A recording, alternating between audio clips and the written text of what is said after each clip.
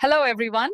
Today, we are going to discuss Semester 3, the future of mechanical engineering, focusing on thermodynamics. This subject is the backbone of mechanical engineering and helps students connect theory with real-world electronics. Hello, আজকে আমরা এমন কয়েকটা নিয়ম নিয়ে কথা বলবো যেগুলো শুধু বইয়ের পাতাতেই নেই, বরং আমাদের চারপাশের সবকিছুকে কন্ট্রোল করে। মানে একটা চায়ের কাপ থেকে শুরু করে এই গোটা ইউনিভার্স পর্যন্ত। চলুন ঢুকে পড়া যাক থার্মোডাইনামিক্সের এই ইন্টারেস্টিং দুনিয়ায়। একবার ভাবুন তো, এক কাপ গরম চা রাখলে সেটা সবসময় ঠান্ডা হয়ে যায়, কিন্তু উল্টোটা কি কখনো দেখেছেন? মানে একটা ঠান্ডা চায়ের কাপ নিজে থেকেই গরম হয়ে উঠছে? না, কখনোই না। ঠিক তো, তাপশক্তি কেন সবসময় একদিকেই যেতে চায়? এই সহজ প্রশ্নটার মধ্যেই কিন্তু থার্মোডাইনামিক্সের সেকেন্ড লয়ের আসল রহস্যটা লুকিয়ে আছে। তো তাপের এই যে একমুখী ফ্লো, এটাকে কাজে লাগিয়ে বা এর উল্টো পথে গিয়েই কিন্তু সব রকম ইঞ্জিন বানানো হয়। দেখুন, একদিকে আছে ডাইরেক্ট হিট ইঞ্জিন, যেমন ধরুন পাওয়ার প্ল্যান্ট। এটা কি করে? এটা গরম জায়গা থেকে ঠান্ডা জায়গায় তাপের যে স্বাভাবিক ফ্লো, সেটাকে ব্যবহার করে কাজ বা ওয়ার্ক তৈরি করে। আর অন্যদিকে আছে রিভার্স হিট ইঞ্জিন, আমাদের সবার বাড়ির ফ্রিজটা যার দারুণ উদাহরণ। এটা বাইরে থেকে ইলেকট্রিসিটি নিয়ে জোর করে ঠান্ডা ভেতর থেকে তাপকে গরম বাইরের দিকে ঠেলে দেয়। সোজা কথায়, একটার লক্ষ্য হলো কাজ বের করা আর অন্যটার লক্ষ্য হলো তাপকে সরানো। আচ্ছা, একটা ডাইরেক্ট হিট ইঞ্জিন কতটা ভালো কাজ করছে সেটা আমরা মাপব কিভাবে? তার জন্য আছে থার্মাল এফিসিয়েন্সি। এটাকে ইঞ্জিনের একটা স্কোর কার্ড বলতে পারেন। মানে সোজা বাংলায়, আমরা যতটা তাপ দিলাম তার কতটা অংশ আমরা কাজে লাগাতে পারলাম সেটারই হিসেব। আর এই ফর্মুলাটা মনে রাখার জন্য একটা ছোট্ট ট্রিক আছে। শুধু এই লাইনটা মাথায় রাখুন, কাজ যেটা পেলাম বাই তাপ যেটা দিলাম, বাস, আর কখনো গুলিয়ে যাবে না। কিন্তু ফ্রিজ বা এসির ক্ষেত্রে ব্যাপারটা তো আলাদা। সেখানে আমাদের লক্ষ্য কাজ পাওয়া নয়, বরং তাপ সরানো। তাই এদের পারফরম্যান্স মাপা হয় কোএফিশিয়েন্ট অফ পারফরম্যান্স বা সিওপি দিয়ে। এর মানে হলো আমি কতটা পাওয়ার খরচ করে তার বদলে কতটা বেশি তাপ সরাতে পারছি। তাহলে একবার ভাবুন তো, একটা পাওয়ার প্ল্যান্টের পারফরম্যান্স আর একটা ফ্রিজের পারফরম্যান্স দুটো কি একই স্কেলে মাপা হবে? একদমই না। একটার জন্য আমরা ব্যবহার করি এফিসিয়েন্সি আর অন্যটার জন্য সিওপি। আসলে যে কোনো ইঞ্জিন বানাতে গেলে না, গোটা ইউনিভার্সের দুটো বড় নিয়মকে মেনে চলতেই হয়। এই নিয়মগুলোকে ভাঙা যায় না। প্রথম নিয়মটা হলো কেলভিন প্ল্যাঙ্ক স্টেটমেন্ট। সহজ করে বললে, কোনো পারফেক্ট ইঞ্জিন হয় না। এর মানে হলো, আপনি এমন কোনো ইঞ্জিন বানাতেই পারবেন না যেটা যতটা তাপ নিচ্ছে তার পুরোটাকেই কাজে বদলে দেবে। 100% এফিসিয়েন্সি পাওয়া সম্ভবই না। এখানে একটা দারুণ আইডিয়া আছে, হিট ট্যাক্স। মানে একটা ইঞ্জিন যখন চলে তাকে কিছুটা তাপ পরিবেশে ওয়েস্ট করতেই হবে। ঠিক যেমন আমাদের ইনকামের ওপর ট্যাক্স দিতে হয়, এখানেও কোনো ছাড় নেই। আর দ্বিতীয় নিয়মটা হলো ক্লোসিয়াস স্টেটমেন্ট। এটাকে বলা যায় তাপ নিজে থেকে উল্টো পথে যায় না নিয়ম। মানে বাইরে থেকে কোনো শক্তি খরচ না করে আপনি ঠান্ডা জায়গা থেকে গরম জায়গায় তাপ পাঠাতে পারবেন না।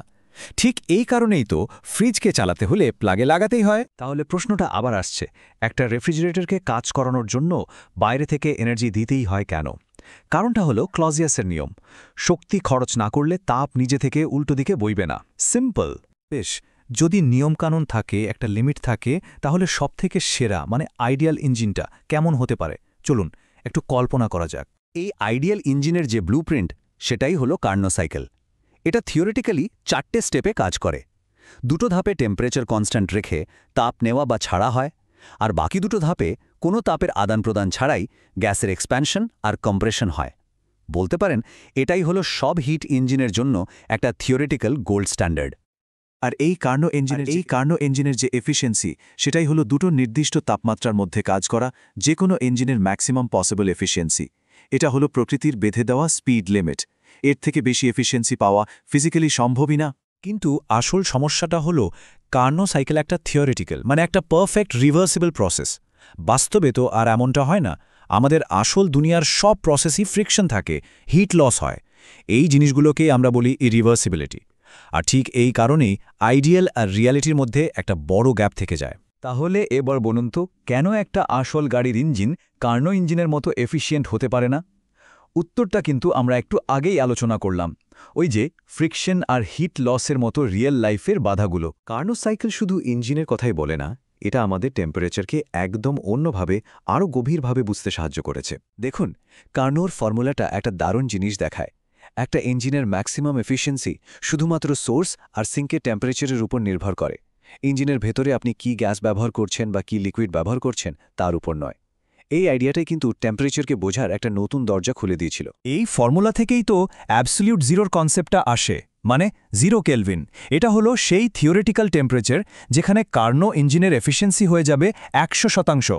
মানে এটাই হলো গরম বা ঠান্ডার আসল 0 পয়েন্ট। আর এই অ্যাবসলিউট জিরোকে স্টার্টিং পয়েন্ট ধরে যে টেম্পারেচার স্কেলটা বানানো হলো সেটাই হলো ক্যালভিন স্কেল। এটা কোনো সাবস্টেন্সের ধর্মের ওপর নির্ভর করে না, তাই এটা একটা ইউনিভার্সাল স্কেল। তো একটা চায়ের কাপ থেকে শুরু করে অ্যাবসলিউট 0 পর্যন্ত এই যে জার্নিটা আমরা করলাম, এখান থেকে আসল কি পয়েন্ট আমরা শিখলাম চলুন এক ঝলকে দেখে নিই। প্রথমত আমরা দেখলাম তাপ সবসময় গরম থেকে ঠান্ডার দিকে যায়। এই ফ্লোটাকেই কাজে লাগিয়ে চলে ডাইরেক্ট ইঞ্জিন, আর এর বিরুদ্ধে গিয়ে চলে রিভার্স ইঞ্জিন।